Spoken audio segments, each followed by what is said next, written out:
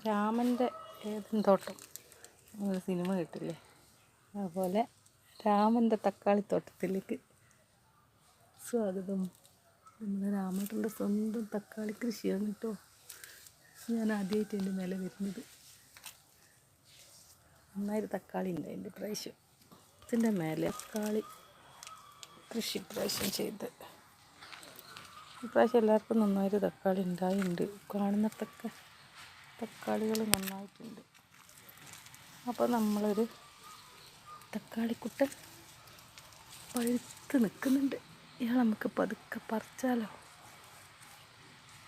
പതുക്കെ പതുക്കെ പതുക്കെ പതുക്കെ പറിച്ചെടുക്കല്ലേ. പതുക്കെ. ഓ, കിട്ടി. സൂപ്പർ നാടൻ തക്കാളി. ഇത് നമുക്ക് കറി വെക്കണം. അതൊക്കെ പഴുത്ത് വരുന്നുണ്ട്. പഴുത്തില്ല കേട്ടോ, ഒക്കെ കളർ ചേഞ്ച് തുടങ്ങിയിട്ടുണ്ട്. ഇയാൾ കളറ് മാറിയുണ്ട്. കളറ് മാറി വരുന്നുണ്ട്.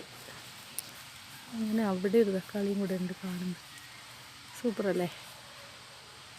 എല്ലാവരും തക്കാളി ഇട്ട് വാങ്ങി തക്കാളി ഉണ്ടാക്കണേ. 2 തക്കാളി ആദ്യമായിട്ട് വിളവെടുത്തതിന് നല്ലൊരു മണമുണ്ട് കേട്ടോ. ഈ തക്കാളിക്ക് നാടൻ തക്കാളിൻ്റെ ഇതൊരു സുഖമുള്ള മണം, തിന്നാൻ തോന്നുന്ന മണം. ഗ്രോ ബാഗുകളിലാണ് തക്കാളി. മുളകിൻ്റെ ഇന്നേക്ക് പരിപ്പിലിടാനുള്ള ചീരയും കൂടെ കിട്ടിയിട്ടുണ്ട് കേട്ടോ. നല്ല ഞാനിപ്പോൾ മുറിച്ചെടുത്തതാണേ. പയറും കിട്ടും. ഒരുമിച്ച് പയറുപ്പേരി വെക്കാനൊന്നും കിട്ടില്ല. ഒരു 5-8 പയർ ഒരു ദിവസം കിട്ടും. അത് ഫ്രിഡ്ജിലെടുത്ത് വയ്ക്കും. എന്നിട്ട് കുറേ ആവുമ്പോൾ ഒരു പെരിക്കാവുമ്പോൾ എടുത്തിട്ട് അത് ഞങ്ങളുണ്ട്.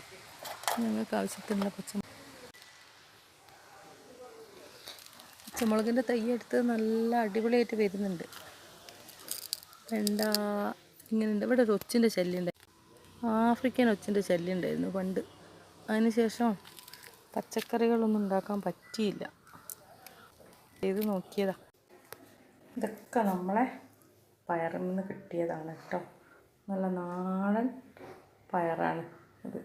ഈ 2 തക്കാളി ഇപ്പം നമ്മൾ പറിച്ച്, ഈ പച്ചമുളക് ഇന്നലെ പറിച്ചിട്ട് കൊണ്ടുപോയി. പച്ചമുളകും തക്കാളിയും പയറും കുറേ കാലത്തേക്ക് നമുക്കിത് തന്നെ.